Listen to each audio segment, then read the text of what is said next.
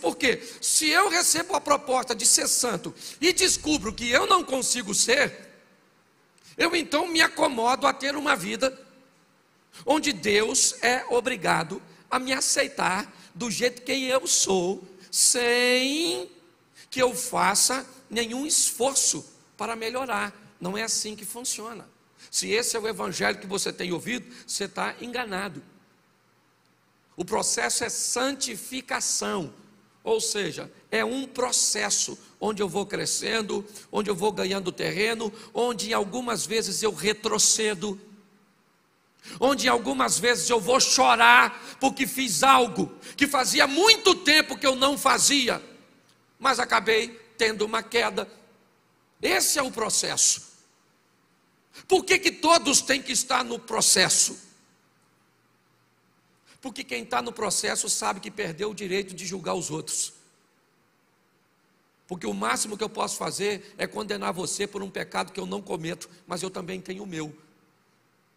Esse é o grande desafio. Mas entrar num relacionamento com Deus, achando que eu nunca vou conseguir melhorar, então você desiste de andar com Deus. Que Ele não pede para você ou a você perfeição, mas Ele pede a você e a mim aperfeiçoamento. Melhore a cada dia, seja uma versão melhor de você mesmo todos os dias. Mas qual é o desafio? É que quando olhamos para nós, somos reincidentes. Muitos de nós vivemos quase um looping diário, cometendo os mesmos erros de ontem e dizendo hoje que não vamos mais fazê-los, mas amanhã cometemos novamente os erros que dissemos que não íamos fazer e dissemos que não vamos fazer e repetimos. Depois de um certo tempo, isso se torna um ciclo vicioso, e é fácil de explicar isso se você ler João 8,34. Nenhum texto explica melhor isso do que João 8. Põe para mim.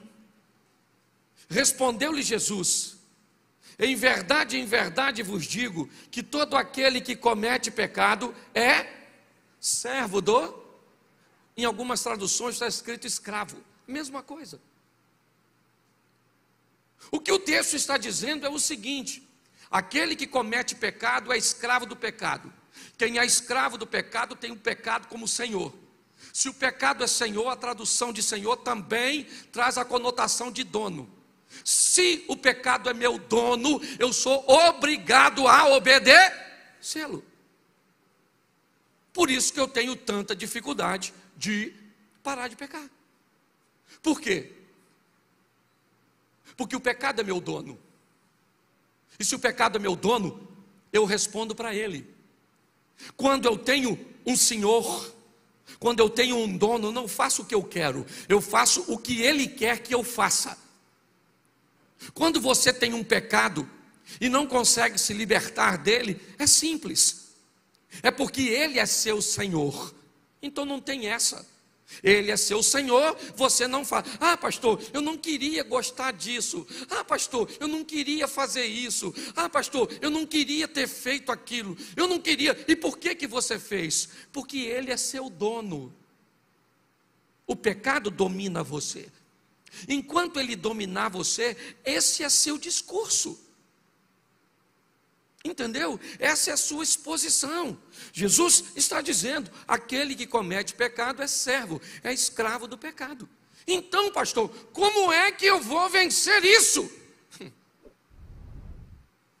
fácil. Se você é escravo do pecado, muda de senhor. Se hoje você comete pecado, por quê? Porque o pecado é seu senhor, o que você faz? Muda de senhor. Mas pastor, como é que eu vou mudar de senhor se eu sou escravo? O escravo não responde por si mesmo. Para que o escravo troque de senhor, alguém tem que estar interessado em adquiri-lo, em comprá-lo. Porque se eu troco de senhor, aquele senhor anterior passa a não ter mais poder sobre a minha vida.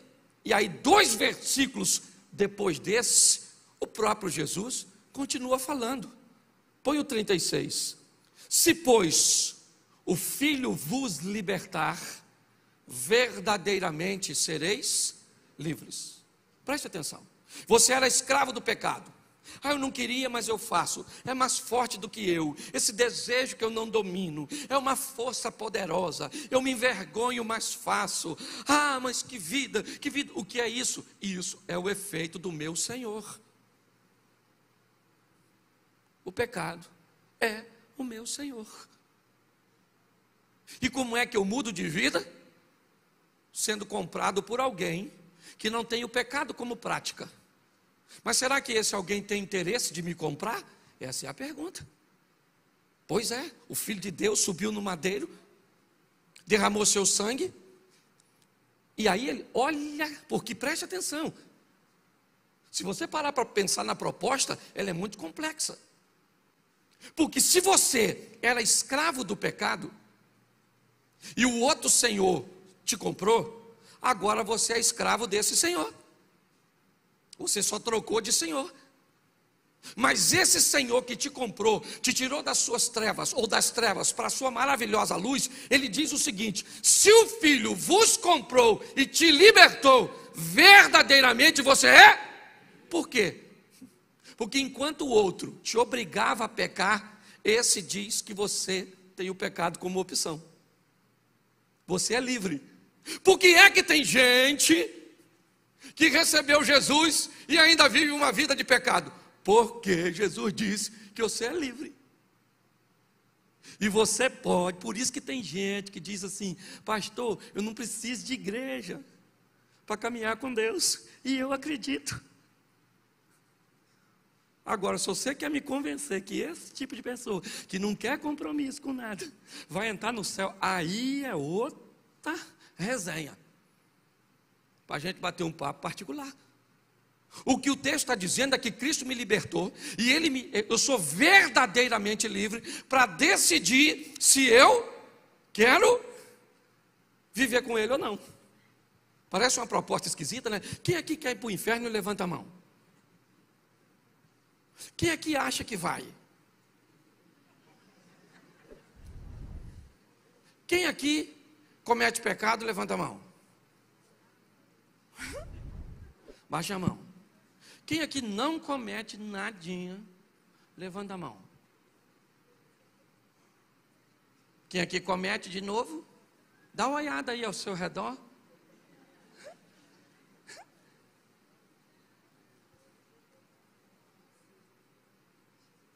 O negócio está esquisito. Pare para pensar.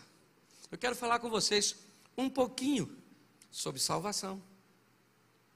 Um assunto que normalmente não dá ibope, né? Hoje, domingão, ceia, pastorzão tinha que pregar uma mensagem evangelística. Rasga o céu. Eu estou preocupado que uma turma que o céu ainda não rasgou e está dentro. Estou preocupado com o pessoal que eu olho e vejo um sintoma de inferno. Estou falando sério, na igreja a gente olha umas pessoas e fala: não vai, Senhor. Eu nem sei se eu vou julgando o outro, mas eu sou pastor, eu acho que eu tenho o direito de vez em quando dar umas olhadas na ovelha. Umas ovelhas esquisitas. Pastor, tem muita ovelha que é cabrito. Gente, se tem uma coisa que é extraordinária, é cabrito no meio de ovelha. Por quê? Porque cabrito é audacioso, é dinâmico, rompe os perigos. Ovelha é mais conservadora. Então, às vezes, uns cabritinhos no meio do rebanho é bom, para fazer com que as ovelhas fiquem mais ousadas. Nós não estamos aqui brincando, meu irmão. Jesus está voltando. Entendeu? Ele vem para buscar a sua igreja. Que igreja é essa? Aquela que esteja disposta a entrar num processo de santificação. Que descubra que é difícil, mas que é possível. Que o pecado não é mais Senhor, e que o Senhor agora é Jesus. Amém? E o pecado na nossa vida se tornou um acidente e não uma prática. Você entendeu? Acidente e prática. O que é acidente? Aquilo que acontece uma vez ou outra. Oh, meu Deus, estava distraído, falei um palavrão. Oh, Senhor, louvado seja o Senhor. Oh, meu Deus do céu. Oh, Pai, estou tão envergonhado. Mas tem gente que é um palavrão. E eu estou só falando palavrão para não. Então, escute só. Quando o assunto é salvação, eu acho que nós estamos. A gente precisa dar uma olhada nisso para não se perder.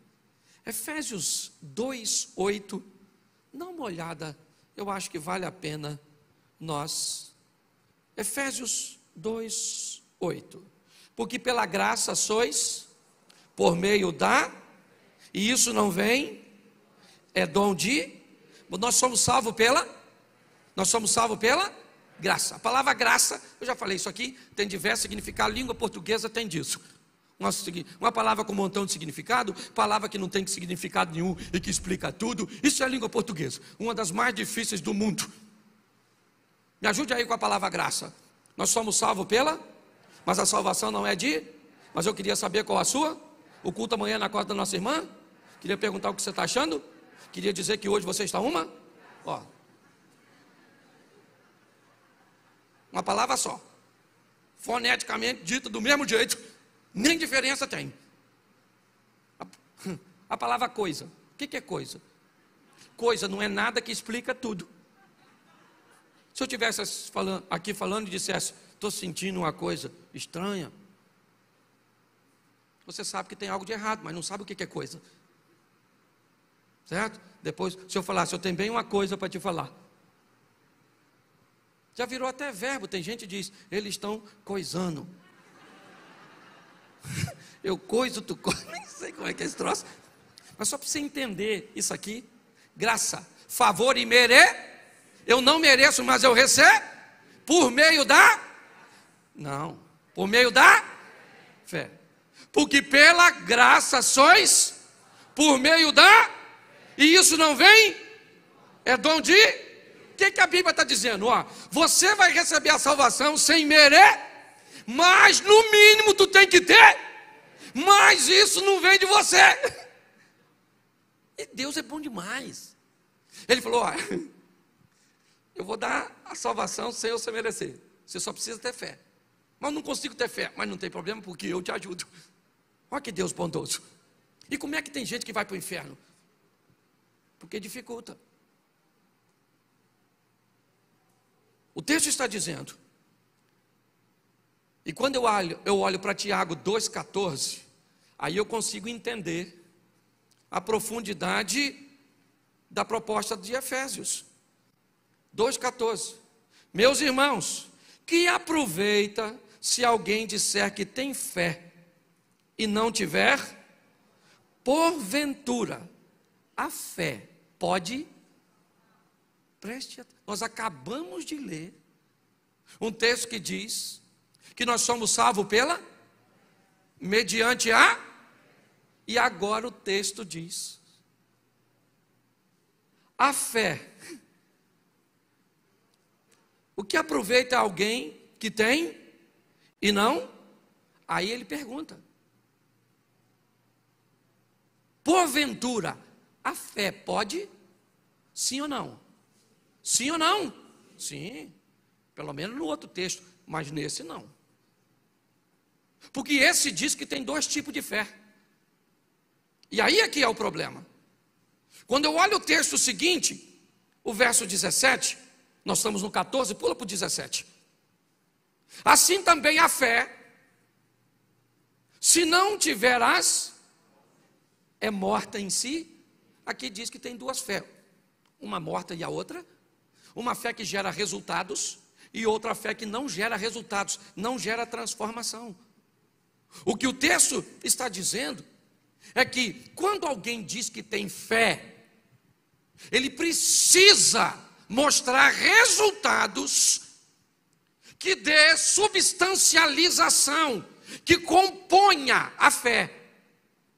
Ele não vai estar mentindo se não tiver uma fé que não transforma. Por isso que pessoas, e aí me permito, que falam que têm fé em determinadas coisas, em determinados posicionamentos religiosos, eles não estão mentindo. E aí eu corro um perigo sério de caminhar entre duas esferas. Algumas pessoas que vão olhar para a fé sem obras é morta e vêm trabalhar na igreja, tirar serviço como obreiro, cantar no louvor, pregar, dar dízimo ou entregar dízimo, entregar oferta, fazer alguns trabalhos solidários, certo?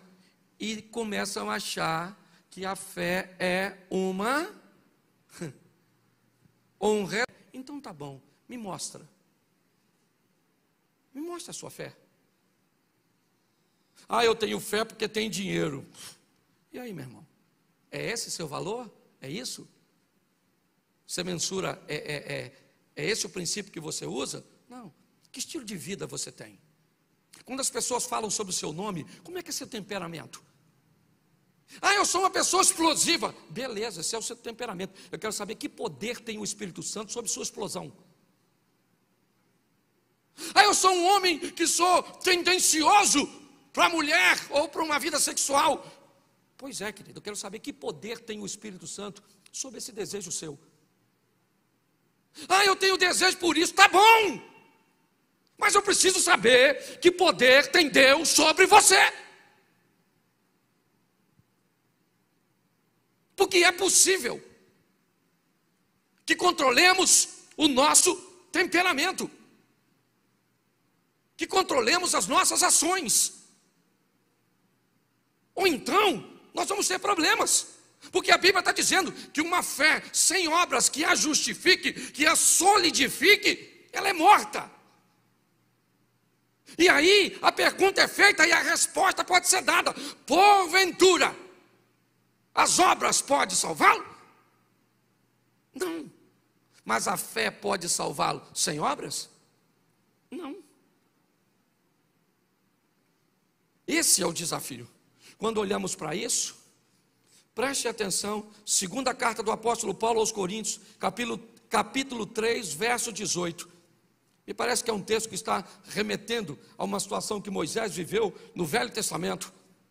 Mas todos nós, com cara, em alguma tradução, está lá, está com cara. Nas traduções, está rosto.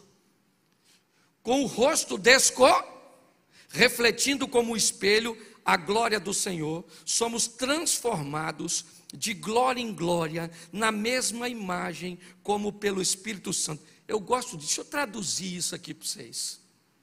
Mas como nós, sem máscaras,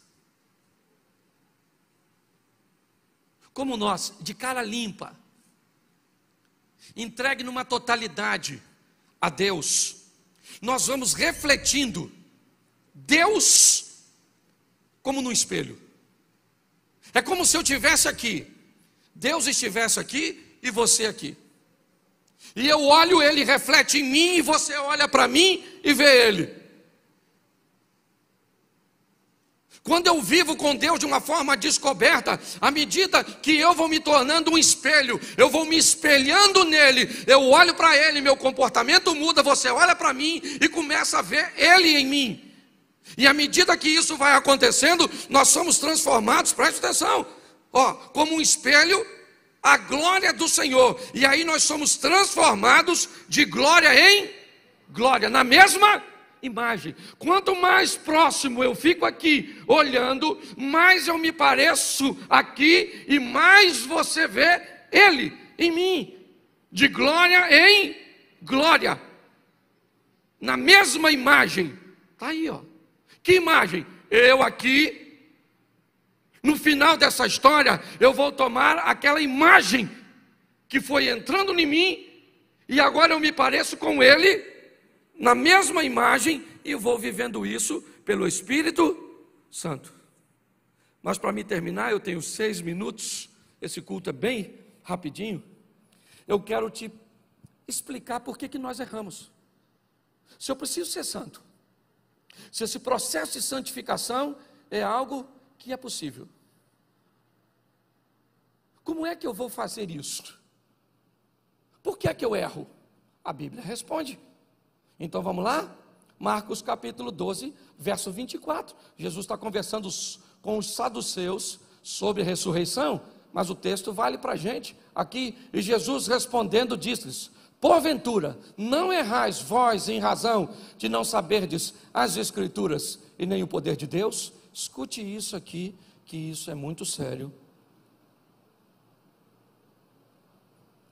Vocês erram por 2 motivos, não por um, por 2. Cuidado, se caminhar para um lado só, corre o risco de continuarem errando. Segundo a Bíblia, você erra porque não conhece Escrituras e nem o poder de Deus. Tem gente que conhece muito as Escrituras e nada do poder de Deus. Tem gente que conhece muito o poder de Deus e nada das Escrituras. Quem conhece muito as Escrituras e não conhece o poder, vive uma vida sem provar os milagres e o poder de Deus. Quem conhece o poder e não conhece as Escrituras, não sabe entregar uma profecia, não sabe entregar uma revelação, não sabe nada, parece aquela metralhadora atirando, mata todo mundo. Então a Bíblia está dizendo, eu erro por 2 motivos. Então, se eu erro por não conhecer as Escrituras e o poder de Deus, o que eu faço para corrigir isso? 2 dicas, rapidinho, para vocês. Josué 1:8. Josué 1:8. Se eu quero parar de errar, não aparte da tua boca o livro desta, antes medita nela de dia e, para que tenha o cuidado de fazer conforme tudo que nele está, porque então farás prosperar o teu, e então prudentemente. Preste atenção nas 3 fases. Primeiro, eu leio, eu introduzo, a parte da boca, certo? É o processo, que eu tenho que entender de como eu vou colocar aquilo dentro de mim. Então, o que o texto está dizendo, eu preciso colocar a palavra da lei em mim. Depois, a segunda fase, eu vou meditar nessa palavra. Terceiro, eu vou colocar essa palavra em prática. Aí, então, eu vou fazer prosperar meu caminho e eu vou me conduzir prudentemente. Ah, vou mudar a minha vida lendo a Bíblia? Vou. Só preciso lembrar que essa é a primeira fase do processo. Ah, pastor, eu leio e medito. Cumpriu a segunda fase. Ah, eu leio e coloco em prática sem meditar. Eu posso fazer uma colocação equivocada, certo? Porque eu não parei para avaliar. Eu tenho que entender que é um processo que está sendo feito para diminuir a minha margem de erro. E um deles é, eu preciso colocar essa palavra dentro de mim, preciso pensar o que ela está dizendo, no sentido global e no sentido particular. E depois eu vou começar a pegar essa palavra que eu coloquei dentro de mim, que eu meditei, e eu coloco ela como cumprimento da minha vida. Aí então, eu vou prosperar meu caminho. Preste atenção, caminho. Olhe bem, eu queria que você olhasse para frente, imaginasse um caminho e olhasse para esse texto. O que eu vou fazer? Eu vou prosperar para onde eu estou indo. Onde eu estou indo, as portas vão se abrir, o milagre vai acontecer, a cura vai chegar. Você está entendendo? É o meu caminho. Por isso, eu preciso entender isso. Aqui, segundo, Salmo 1, verso 1. Salmo 1:1. Bem-aventurado o varão que não anda segundo o conselho dos, não se detém no caminho dos, nem se assenta na roda dos. Isso aí, presta atenção. Enquanto lá no anterior eu coloco a palavra dentro de mim, no segundo conselho, se eu quero, certo?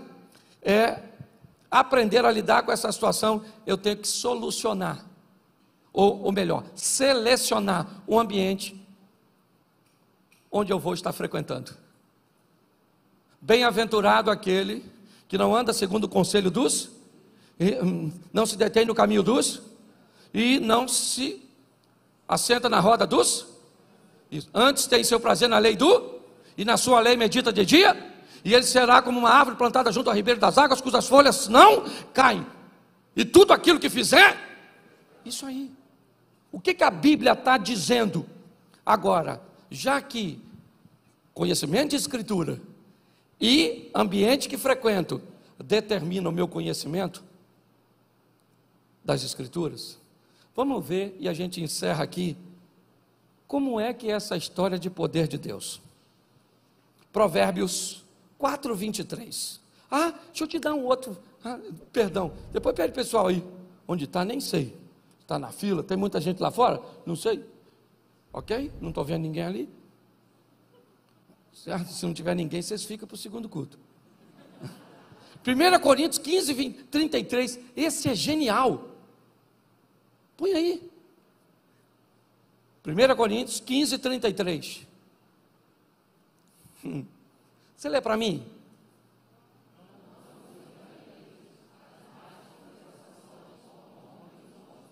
Preste atenção, a Bíblia está dizendo, não se misture com quem fala besteira, não se misture, porque as más conversações corrompem, mas tem gente que diz que isso é mentira, porque quer praticar. Quando você pratica algo que a Bíblia diz que se você vai praticar, você receberá os danos, o que você está dizendo, e eu, é que a Bíblia está mentindo, e eu sei mais, por isso o texto começa, não vos engane, não, cuidado com os sofismas, sabe, aquelas coisas que parecem verdades, mas são mentiras, colocações equivocadas de meias verdades, são desafios, sabe, é como se eu dissesse, assim, o amor é cego, então Deus é amor, então Deus é cego, isso é um sofisma. Quando nós olhamos para isso, o que nós precisamos entender precisamos nos posicionar da forma correta. E o poder de Deus, pastor? Então vamos lá, 2 versículos e eu termino. Jó 42, 5, o último capítulo do livro de Jó. Olha o que Jó está falando. Com o ouvir dos meus, ouvi. Mas agora, como é que se conhece poder? Com experiência. Enquanto as escrituras ou o conhecimento bíblico eu tenho na palavra de Deus, no ambiente que eu vou ter, ou que eu vou frequentar, o poder não. O poder tem experiências particulares, e esse é o grande desafio. Quem não tem experiências com Deus e não experimenta o poder, tem dificuldade de andar no trilho, porque a Bíblia diz, você erra por não conhecer as escrituras e nem o poder. O que o texto está dizendo é simples, eu preciso ter experiências com Deus, e de onde ela vem? Da obediência. Daniel, capítulo 3, verso 17, a gente encerra. Daniel 3, 17, amém? Eis que o nosso Deus, a quem nós servimos, é o que nos pode livrar, Ele nos livrará do forno de fogo ardente e da tua mão, ó rei. Verso 18, e se não, fica sabendo, ó rei, que não serviremos aos teus deuses e nem adoraremos a estátua de ouro que levantaste. Meu irmão, você quer ter experiências com o poder de Deus? Obedeça, porque na obediência ele se manifesta.